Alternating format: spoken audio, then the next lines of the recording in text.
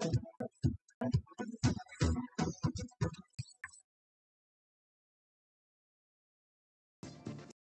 and good evening. I'm Farhana Sheikh. Here are our top stories for tonight. China threatens to crush interference over Taiwan, and Taiwan unveils $40 billion defense boost amid China's strain. All that and more coming up on AWANI International.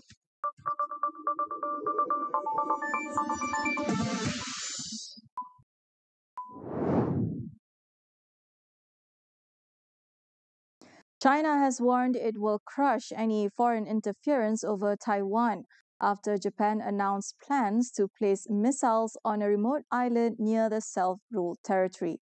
The warning comes from China's Taiwan Affairs Office spokesperson, Peng Chen-en, who said Beijing has the will and ability to defend its sovereignty and territorial integrity. Peng said Japan's missile plan is extremely dangerous, accusing Tokyo of stoking instability at a fragile moment in the Taiwan Strait. Beijing claims Taiwan as its own and has not ruled out force, while Taipei rejects that and said only its people can decide the island's future.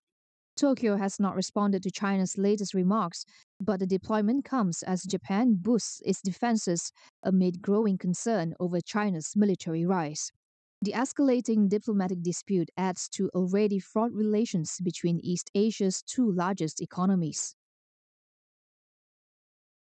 Japan's Prime Minister Sanae Takaichi defends her earlier remarks that a Chinese attack on Taiwan could constitute an existential crisis for Japan, saying she was merely responding to requests for concrete examples and that it did not represent a shift in government policy. She adds that her comments fell within Japan's established position on collective self-defense, which allows limited military action when Japan or close partners face existential threats. Facing opposition leaders in parliament for the first time since taking office, Takaichi stressed that moving forward, her priority is to build a comprehensive and positive relationship with China through dialogue while safeguarding Japan's national interests. Relations between Tokyo and Beijing have worsened following her comments and China's sharp response. In retaliation, China has imposed travel boycotts, suspended imports of Japanese seafood, halted approvals for new films, and cancelled cultural events. On Tuesday, hundreds of protesters gathered outside the Prime Minister's office in Tokyo, demanding Takaichi withdraw her statement on Taiwan and warning that Japan must not be led down the path to war.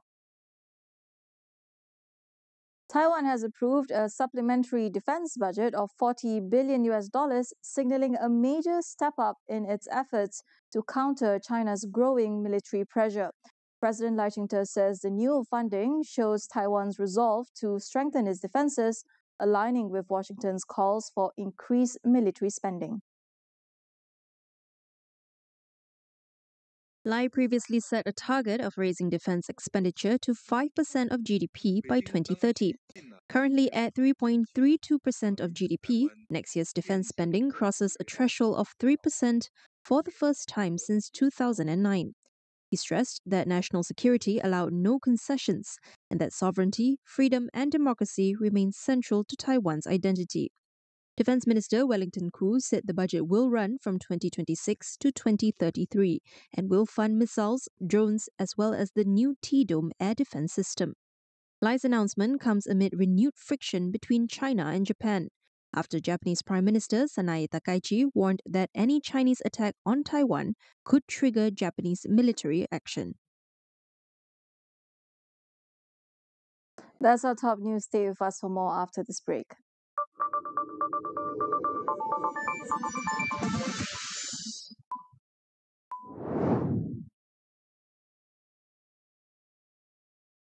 Tawaran eksklusif untuk pelanggan Astro. Add-on View Premium hanya RM4.99 sebulan. Stream hits Asia terkini. Kami memang perempuan dari neraka. Dan rancangan view kegemaran anda sepanjang hari dengan Astro. Awak nak masuk dalam hati saya. Semua ini hanya RM4.99 sebulan. Add-on View Premium melalui My Astro app. Kementerian Pendidikan bertanggungjawab sepenuhnya terhadap keselamatan murid dan pelajar sewaktu mereka di sekolah. Malaysia dan Korea Selatan terus memperkukuh kerjasama dalam bidang teknologi hijau dan kecerdasan buatan AI menerusi pelaburan dua syarikat utama Republik itu. SPRM akan meneliti dan menjalankan siasatan sekiranya terdapat unsur rasuah dalam pelaksanaan projek Aerotrain di KLIA yang dilaporkan sering mengalami gangguan perkhidmatan.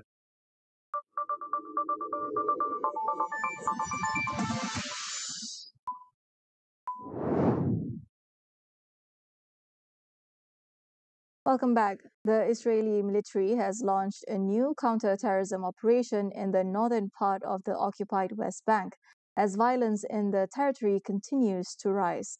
The army, together with the Internal Security Service, say troops began operations in northern Samaria, the Israeli biblical term for part of the West Bank.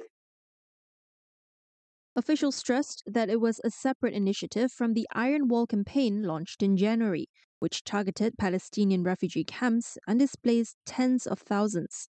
Violence in the West Bank has intensified sharply since October 2023 and continued, despite a Gaza ceasefire deal between Hamas and Israel that took place on October 10th. Palestinian health officials say more than 1,000 Palestinians have been killed by Israeli troops or settlers, while at least 44 Israelis, both soldiers and civilians, have been killed in Palestinian attacks or during military operations. Thailand's foreign minister says Myanmar's election next month will not be free or credible and calls for the release of Aung San Suu Kyi. Siasat Pongkek Kiao adds that Thailand is unlikely to recognize the outcome of the election. Myanmar's military removed Aung San Suu Kyi's elected government in a 2021 coup, triggering civil war and deepening instability. The junta has presented the upcoming vote as a step towards reconciliation, but she, along with the dissolved National League for Democracy, will not take part. Siasak noted that the poll could still offer a narrow opening for reform, pointing to the example of 2010 when Thein Sein won an imperfect election and later released Aung San Suu Kyi. A career diplomat and former ambassador to France, he urged the authorities to free the 80-year-old on humanitarian grounds, saying her continued detention is unacceptable and her health uncertain. Myanmar will hold the first phase of voting on December 28th, with a second round set for January 11th. Further phases and the date for final results remain unclear. The United Nations begins the selection process for its next Secretary General, inviting all 193 member states to submit nominations for the term starting in 2027. Candidates are expected to show strong diplomatic experience, international expertise, and well-developed language skills. In a joint letter, Security Council President Michael Imran Kanu and General Assembly President Annalena Baerbock said the position demands exceptional efficiency, competence and integrity, as well as a clear commitment to the principles of the UN Charter. They also noted that no woman has ever held the post and encouraged member states to put forward female candidates. Early names circulating include former Chilean President Michelle Bachelet, International Atomic Energy Agency Chief Rafael Grossi, and UN Conference on Trade and Development Secretary General Rebecca Greenspan. The Security Council is expected to begin formal deliberations before the end of July, with the 5 permanent members deciding which candidates progress. Once the Council puts forward its recommendation, the General Assembly will elect the next Secretary General for a 5-year term starting on January 1st, 2027, with the possibility of one renewal. President Donald Trump is backing away from his earlier Thursday deadline for Ukraine to accept a US-backed peace plan to end the war with Russia. He now says Washington would like to see an agreement as soon as possible. Trump says the plan has been fine-tuned, while Special Envoy Steve Witkoff is set to meet Russian President Vladimir Putin next week. Speaking to reporters, he said negotiations were making progress and that Moscow had agreed to some concessions, though he offered no further details.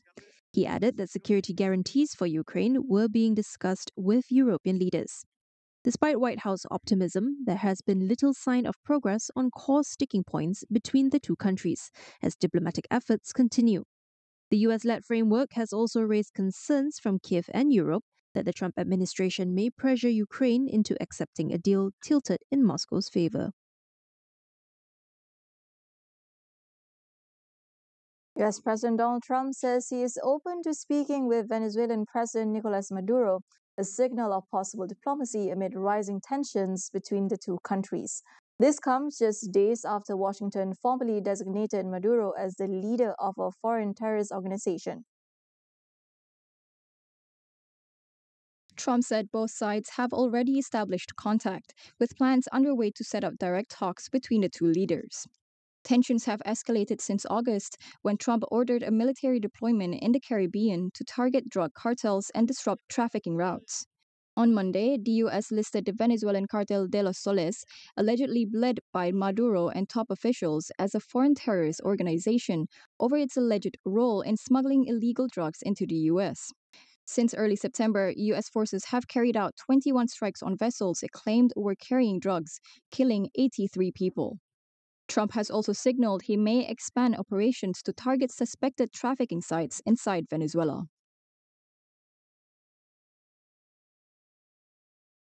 Both of Sudan's warring factions have welcomed a U.S. peace plan, but neither has formally accepted it, according to President Donald Trump's advisor for African and Arab Affairs, Masad Boulos. His comments come a day after Rapid Support Forces RSF leader Mohamed Hamdan Dagalo announced a unilateral 3-month humanitarian truce. Boulos said he was aware of the announcement and hoped the ceasefire would hold. But after weeks of vicious fighting, it remains unclear whether the RSF or the Sudanese army is ready to de-escalate. Trump said last week he would intervene to end the conflict, which erupted in April 2023, triggering famine, ethnic killings, and fears of another national split. Boulos had urged for both sides to accept the truce proposal without preconditions. On Sunday, however, Army Chief Abdel Fattah al-Burhan dismissed the latest U.S. proposal as the worst he had seen, saying it sidelined the army and granted the RSF legitimacy. Former Brazilian President Jair Bolsonaro will begin serving a 27-year prison sentence for plotting a coup after losing in the elections in 2022. The country's Supreme Court rules he will remain at the federal police complex in Brasilia, rejecting a transfer to a maximum security or military prison due to his age and health. Bolsonaro has been detained at the complex since Saturday after trying to remove his ankle monitor with a soldering iron. He was previously under house arrest for more than 100 days for violating precautionary measures, including allegedly seeking U.S. interference to block criminal proceedings against him. The former leader was convicted in September for orchestrating a coup following his loss in the 2022 elections to President Luiz Inácio Lula da Silva. The scheme allegedly included plans to assassinate Lula and Vice President Geraldo Alckmin, but it was not carried out due to a lack of support from senior military officials. That concludes AWANI International for tonight. Stay with us as we track the strategies and power shifts shaping the new global order. For more updates, visit international.astroawani.com and follow us on our social media accounts. I'm Farhana Sheikh. Thank you for watching and good night.